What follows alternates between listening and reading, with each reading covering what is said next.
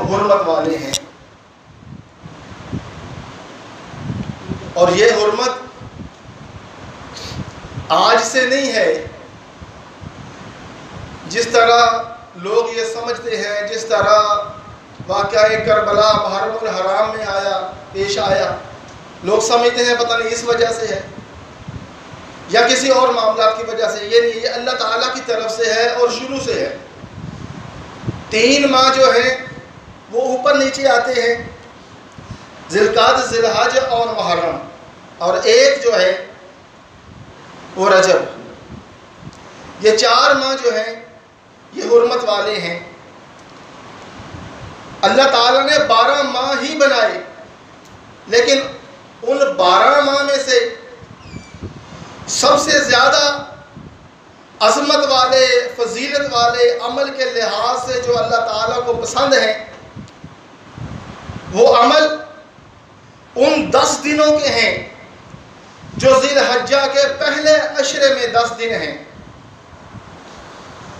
اللہ کے رسول صلی اللہ علیہ وسلم نے فرمایا، اللہ تعالیٰ کو ان 10 دنوں کے عمل اتنے محبوب ہیں کہ پورے سال کے کسی اور دن کے عمل اتنے محبوب نہیں ہیں۔ اب بات یہ ذہن میں آتی ہے کہ ہمارے خطبہ جو ہیں، مدرس جو ہیں، جب رمضان آتا ہے تو رمضان کے بارے میں یہ کہتے ہیں، جب شوال آتا ہے تو شوال کے بارے میں یہ کہتے ہیں، محرم آتا ہے تو عاشوراء کے بارے میں یہ کہتے ہیں۔ دیکھیں، یہ اللہ تعالیٰ کی مرضی ہے۔ یہ سوال آپ میں سے ہر ایک کے ذہن میں بھی آ سکتا ہے، میرے ذہن میں بھی آتا ہے کہ ایسا کیوں ہے؟ جس طرح اللہ تعالیٰ نے فرمایا کہ رمضان سب سے اعلیٰ مہینہ ہے کیونکہ اس میں قرآن نازل ہوا ہے، پھر رمضان میں سے اس کے قیام کا ایک الگ فضیلت کا موضوع ہے، اعتکاف کا ایک الگ موضوع ہے، پھر طاق راتوں کا ایک الگ موضوع ہے، ان کی عظمت اپنی جگہ کہ اللہ تعالیٰ نے قرآن مجید میں فرمایا، بسم اللہ الرحمن الرحیم، اِنَّا أَنزَلْنَهُ فِي لَيْلَةِ الْقَدْرِ وَمَا أَدْرَاكَ مَا لَيْلَةُ الْقَدْرِ لَيْلَةُ الْقَدْرِ خَيْرٌ مِّنْ أَلْفِ شَهْرٍ تَنَزَّلُ الْمَلَائِكَةُ وَالرُّوحُ فِيهَا بِإِذْنِ رَبِّهِم مِّن كُلِّ أَمْرٍ سَلَامٌ هِيَ حَتَّىٰ مَطْلَعِ الْفَجْرِ کہ یہ ایک رات جو ہے خَيْرٌ مِّنْ أَلْفِ شَهْرٍ 1000 مہینے سے بہتر ہے، اور اس کی فضیلت اپنی جگہ ہے۔ یہ اللہ تعالیٰ کی مرضی ہے۔ اس کو ہم ایسے سمجھ سکتے ہیں جس طرح اللہ تعالیٰ نے آدم علیہ السلام کو اپنے ہاتھوں سے بنایا اور ملائکہ سے سجدہ کروایا اور ان کو جنت میں ٹھہرایا، پھر وہ اپنی بھول کی وجہ سے زمین پر آئے، پھر ان کی توبہ کو قبول کیا گیا۔ جو عظمت ان کی ہے وہ کسی اور کی نہیں ہے۔ اسی طرح نوح علیہ السلام کی دعا پر اللہ نے تمام کائنات کے لوگوں کو برباد کر دیا۔ جو عزت اور عظمت ان کی ہے وہ کسی اور کی نہیں ہے۔ اسی طرح موسیٰ علیہ السلام سے اللہ پاک نے کلام کیا تو ان کو کلیم اللہ بنا کر جو عظمت عطا کی، جو ان کی عظمت ہے وہ کسی اور کی نہیں ہے۔ اسی طرح ابراہیم علیہ السلام کو خلیل اللہ کا لقب دیا، جو عزت اور احترام ان کا ہے وہ کسی اور کا نہیں ہے۔ اسماعیل علیہ السلام کو اپنے راہ میں ذبح کروا کر ذبیح اللہ کا لقب دیا، جو عزت اور احترام ان کا ہے وہ اور کسی کا نہیں ہے۔ اور پھر آپ اس سے اندازہ لگائیں کہ جب معراج کی رات تمام کے تمام انبیاء بیت المقدس میں موجود ہیں، کوئی بندہ بھی، کوئی نبی بھی، کوئی رسول بھی امامت کرنے کے لیے مصلی امامت پر نہیں گیا۔ کیوں؟ اس لیے کہ ابھی امام آیا ہی نہیں تھا۔ جب رسول اللہ صلی اللہ علیہ وسلم تشریف لائے تو آپ نے امامت فرمائی، تو جو شان اور عزت اور عظمت اللہ کے رسول صلی اللہ علیہ وسلم کو ہے وہ 1,24,000 پیغمبر میں سے کسی کو نہیں ہے۔ اس طرح ہم پابند ہیں کہ جو پہنچے ہیں. نبی پہلے بھی محترم ہیں, صفی اللہ بھی محترم ہے, خلیل اللہ بھی محترم ہے, کلیم اللہ بھی محترم ہے, خلیل اللہ بھی محترم ہے, ذبی اللہ بھی محترم ہے. ان کے ادب اور احترام میں, عظمت پہ کوئی شک نہیں. لیکن رسول اللہ صلی اللہ علیہ وسلم کی عظمت ان سب سے اعلیٰ ہے. اسی طرح جو پیغامات ہم تک پہنچے ہیں ہم اسی طرح ترتیب سے بیان کرتے ہیں. کوئی شک نہیں ہے کہ رمضان کا صیام بہت اعلیٰ ہے, رمضان کا قیام بہت اعلیٰ ہے, تاکاتیں بہت اعلیٰ ہے, اعتکاف بہت اعلیٰ ہے. پھر رسول اللہ صلی اللہ علیہ وسلم نے فرمایا جس نے رمضان کے بعد شوال کے 6 روزے رکھے وہ ایسے ہے جس طرح اس نے پورے سال کے روزے رکھے. اب میں یہ عرض کرنا چاہتا ہوں کہ پورے رمضان میں وہ فضیلت نہیں بتائی گئی جو شوال میں بتا دی گئی, رمضان کے 30 روزوں میں وہ فضیلت نہیں بتائی گئی جو اس کے 6 روزوں میں بتا دی گئی. تو ہم اسی طرح بیان کریں گے جس طرح اللہ کے رسول صلی اللہ علیہ وسلم پر نازل ہونے والا دین ہمیں سکھلاتا ہے. تو اللہ تعالیٰ نے یہ فرمایا کہ اللہ کے رسول فرماتے ہیں کہ اللہ تعالیٰ کے نزدیک سب سے محبوب ان 10 دنوں کا جو عمل ہے اللہ کو بہت محبوب ہے. اور پھر اس کے جو 9 ذی الحجہ ہوتی ہے یوم عرفہ, اس میں یوم عرفہ ہے. حضرت عائشہ رضی اللہ تعالی عنہ کا بیان ہے, آپ فرماتی ہیں کہ رسول اللہ صلی اللہ علیہ وسلم سے سنا یوم عرفہ میں اللہ کی رحمت اس قدر جوش میں آتی ہے, اس قدر جوش میں آتی ہے کہ پورے سال میں کسی اور رات میں اس قدر, اس دن کسی اور دن میں اس قدر جوش میں نہیں آتی. اور اللہ تعالیٰ جتنے لوگوں کو جہنم سے نجات دیتا ہے یوم عرفہ کے دن, اتنے اور کسی سال کے دن میں جہنم سے آزاد لوگ نہیں کیے جاتے. تو یہ اس کی فضیلت ہے.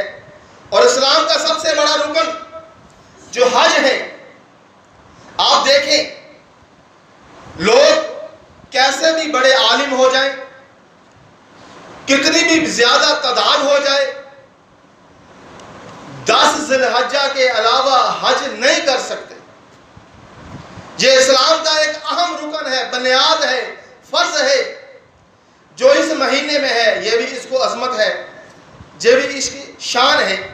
اور اس میں ایام تشریق ہے, یعنی وہ 3 دن جس کے متعلق رسول اللہ صلی اللہ علیہ وسلم نے فرمایا کہ ایام تشریق جو ہیں وہ کھانے اور پینے کے ہیں اور اللہ کے ذکر کرنے کے دن ہیں. کھاؤ پیو اور اللہ کا ذکر کرو. اللہ کا ذکر تو پہلے 10 دنوں میں بھی تھا. اس میں کیا بات ہے؟ یہ سمجھ آتی ہے کہ اس میں کچھ خاص بات ہے جو اللہ کے رسول سپیشل فرما رہے ہیں کہ ایام تشریق جو ہیں یہ کھانے پینے اور ذکر کرنے کے دن ہیں. پھر آپ نے فرمایا جو بندہ یوم عرفہ کا روزہ رکھتا ہے, آپ نے روزہ رکھنے کی ترغیب دی. اور پھر فرمایا جو بندہ یوم عرفہ کا روزہ رکھتا ہے اس کے 2 سالوں کے, گزشتہ سال جو گزر چکا ہے اور آنے والے سال کے گناہ معاف کر دیے جاتے ہیں. یہ بھی اس ماہ کو فضیلت حاصل ہے. اور سب سے بڑی فضیلت جو اس ماہ کو حاصل ہے, جو اللہ تعالیٰ نے اپنے خلیل جناب ابراہیم علیہ السلام کو عطا فرمائی, وہ سنت ابراہیمی ہے کہ جس کو اللہ تعالیٰ نے اپنے خلیل کے لیے ہمیشہ کے لیے ذکر خیر کہہ کر باقی چھوڑ دیا. اور آپ دیکھیں آج ہم میں سے کوئی بندہ بھی ہو, کمزور سے کمزور عمل والا, کمزور سے کمزور عقیدہ والا, جو صرف اس بات کا داعی ہو کہ لا الہ الا اللہ, صرف یہی بات اس نے اقرار کی ہو, وہ بھی کوشش کرتا ہے کسی نہ کسی طرح میں کہیں نہ کہیں سے ایسا بندوبست کر لوں کہ میں قربانی کر سکوں. اور یہ آپ کے اور میرے بس کی بات نہیں ہے. دن میں 5 مرتبہ اذان ہوتی ہے, وہ نماز کے لیے نہیں آتا. ہفتے کے بعد جمعہ آتا ہے. ایسے لوگ ہیں, آپ بھی جانتے ہیں معاشرے میں, میں بھی جانتا ہوں کہ کہ ہفتے بعد جمعہ آتا ہے، جمعے کے لیے نہیں آتے، رمضان کے روزوں کی اتنی فکر نہیں ہے، رمضان کے قیام کی اتنی فکر نہیں ہے، قربانی کی اتنی فکر کیوں ہے؟ یہ اس کے دل میں کس نے ڈالی؟ یہ محبت اس کے دل میں کہاں سے آئی؟ یہ وہ ذکر خیر ہے جو اللہ تعالیٰ نے جناب خلیل اللہ کے لیے باقی رکھ چھوڑا ہے کہ ہمیشہ ہمیشہ کے لیے آپ کا ذکر باقی رہے گا۔ یہ وہ محبت ہے جو اللہ تعالیٰ نے ہمارے دلوں میں جناب خلیل اللہ علیہ السلام کے لیے نازل کر دی ہے، ڈال دی ہے۔ تو یہ کیوں ہے؟ یہ اتنی عزت اور اتنی عظمت کیوں ہے؟ یہ ایک بہت بڑی قربانی تھی جو اللہ تعالیٰ نے جناب خلیل اللہ سے مانگی، اور مانگی بھی نہیں، صرف دکھلایا تھا، طلب نہیں کیا تھا، حکم صادر نہیں فرمایا تھا، صرف دکھلایا تھا، وہ بھی جاگتی آنکھوں سے نہیں، خواب میں دکھلایا تھا، خواب میں دکھلایا تھا کہ اپنے بیٹے کو ذبح کر رہے ہیں، اور بیٹا وہ جس کے لیے دعا کی تھی رب ہب لی من الصالحین۔ تو اللہ تعالیٰ نے فرمایا فبشرناہ بغلام حلیم، میرے خلیل تو نے صالحین میں سے مانگا ہے، فبشرناہ بغلام حلیم، تو ہم بھی تمہیں ایک بردبار بیٹے کی بشارت دیتے ہیں۔ تو جب وہ بیٹا فلما بلغ معه السعی قال یا بنی انی اری فی المنام، جب وہ بیٹا اس عمر کو پہنچا کہ اپنے باپ کے ساتھ دوڑ سکے، تیز تیز چل سکے، یعنی ابھی بچپنا ہے، لڑکپن بھی نہیں ہے، جوانی بھی نہیں ہے، بچپنا ہے، اس عمر کو پہنچا کہ اپنی باپ کے ساتھ دوڑ سکے، تو کیا کہتے ہیں؟ کالا یا بنیا، اے میرے بیٹے، انی اری فی المنام، جو میں نے بات کی تھی کہ آپ نے سامنے نہیں دیکھا، خواب میں دیکھا ہے، فرمایا ہے میرے بیٹے انی، میں نے ارا دیکھا ہے فی المنام، خواب میں، سوئے ہوئے، نوم کہتے ہیں نیند کو، سونے کو، تو منام نوم سے ہے، میں نے ارا فی المنام، خواب میں دیکھا ہے، انی اذبحک، کہ میں تجھے ذبح کر رہا ہوں، فانظر ماذا تری، میرے بیٹے بتا تیرا کیا خیال ہے، تو اسے کیسے دیکھتا ہے؟ ماذا تری، ترا ہوتا ہے دیکھنا، تو اسے کیسے دیکھتا ہے؟ بیٹا بڑی صابرہ ماں کا بیٹا، بڑے صابر باپ کا بیٹا ہے، اس نے جواب دیا قالا یا ابت افعل ما تؤمر، اے باجی آپ وہ کر گزریے جس کا آپ کو حکم ملا ہے، قالا یا ابت افعل ما تؤمر ستجدنی انشاءاللہ من الصابرین، اگر اللہ نے چاہا تو آپ مجھے صبر کرنے والوں میں پائیں گے۔ یہ جو آج ہم سنت ابراہیمی کے نام پر بکرا ذبح کرتے ہیں، چھدرا ذبح کرتے ہیں، بیل یا گائے ذبح کرتے ہیں، اونٹ ذبح کرتے ہیں، یہ کوئی معمولی قربانی نہیں تھی۔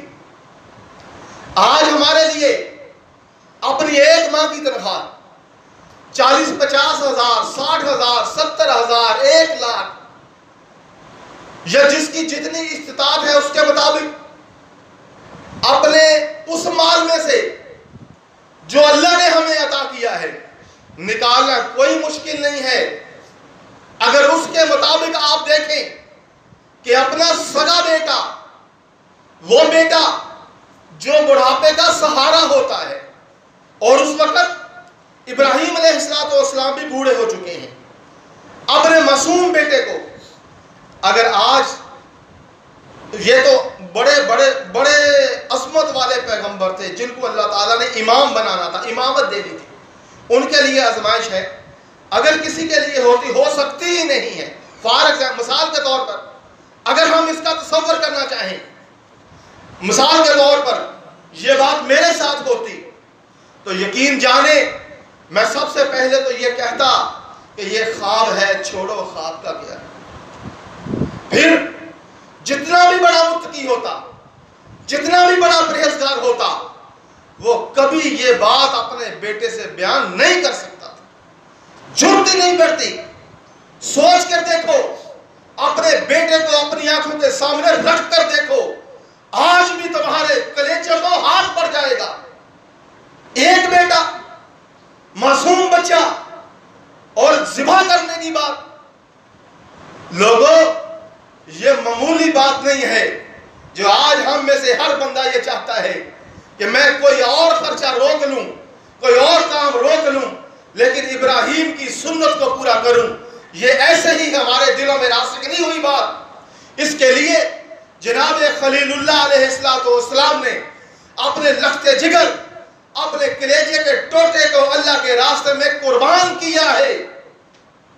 یہ بات نہیں ہے کہ آپ نے قربان نہیں کیا، یہ الگ بات ہے۔ اللہ تعالیٰ نے ان کی قربانی کو قبول کرتے ہوئے اسماعیل کو بچا لیا ہے۔ ورنہ سنیں قرآن مجید کیا کہتا ہے، فَلَمَّا أَسْلَمَ وَتَلَّهُ لِلْجَبِينِ، جب وہ دونوں مان گئے، راضی ہو گئے، تو ابراہیم علیہ السلام نے اپنے بیٹے کو جبین کے بل لٹا لیا۔ کس لیے لٹایا؟ ہاتھ میں چھری ہے، ساتھ معصوم بیٹا ہے، آسمان والے پریشان ہیں، زمین والے پریشان، حیران، اللہ یہ کیا معاملہ ہے؟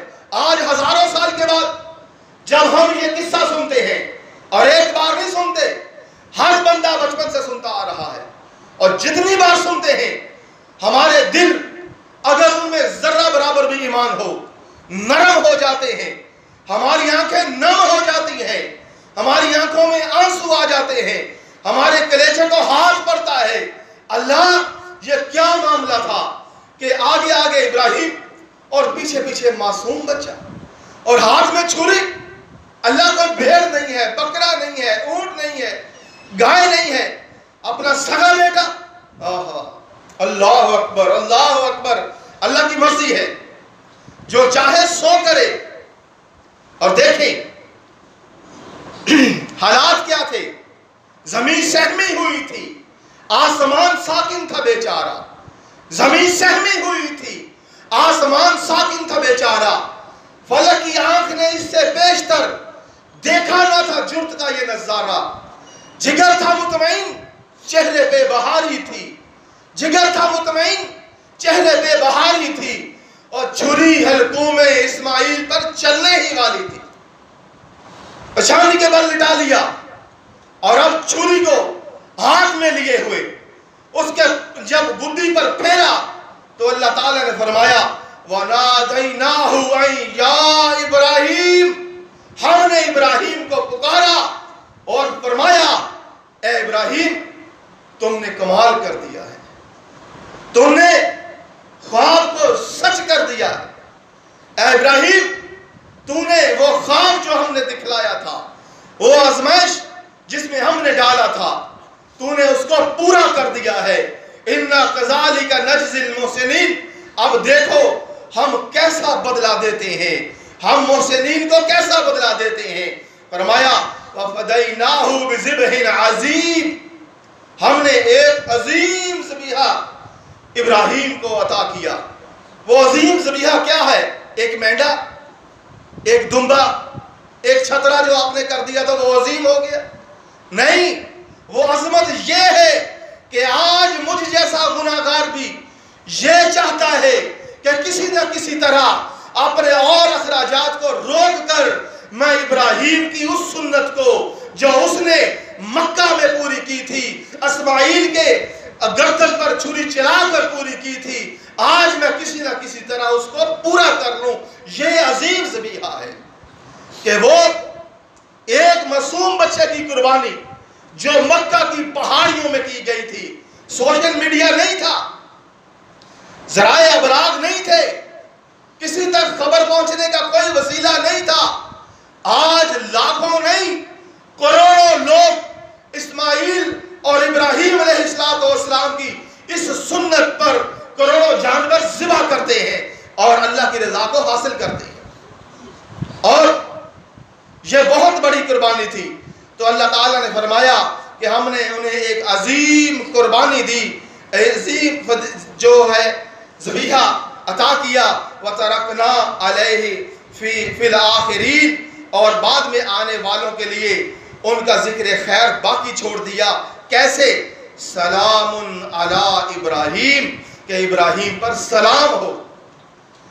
جب تک ایک بندہ بھی اللہ اور اس کے رسول کے ماننے والا دنیا میں موجود رہے گا، ایک بندہ، ایک فرد اللہ کا قرآن پڑھا جاتا رہے گا، ابراہیم پر سلام پہنچتا رہے گا۔ سلام علی ابراہیم۔ پھر فرمایا کذالک نجزی المحسنین، کہ ہم نیکوکاروں کو ایسا ہی بدلہ دیتے ہیں۔ انہ من عبادنا المؤمنین، بے شک وہ ہمارے بہت ہی برگزیدہ اور مومن بندے تھے۔ تو یہ وہ مختصر سی باتیں تھی، مختصر سی عظمت تھی اس ماہ کی اور جناب خلیل اللہ علیہ السلام کی، جو میں نے اپنی ناقص عقل کے مطابق آپ کے سامنے پیش کی ہے۔ تو میں دعا کرتا ہوں کہ جو کچھ آپ نے سنا ہے اور جو کچھ میں نے بیان کیا ہے، اللہ صحیح معنوں پر اس پر ہمیں عمل کرنے والا بنا دے۔ وَأَقُولُ قَوْلِي هَٰذَا أَسْتَغْفِرُ اللَّهَ